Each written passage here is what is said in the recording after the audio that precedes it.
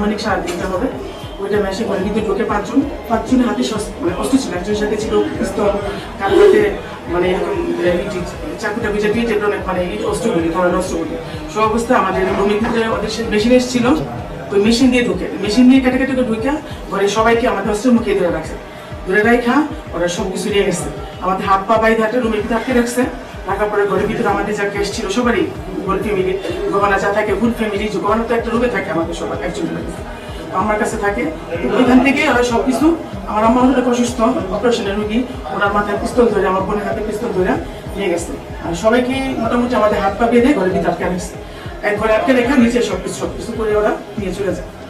আমরা নিচে মানে কোনো কিছু করতে পারিনি, কারণ আমাদের ফুল সবার হাত পা দুটি বাধা করে রাখছে।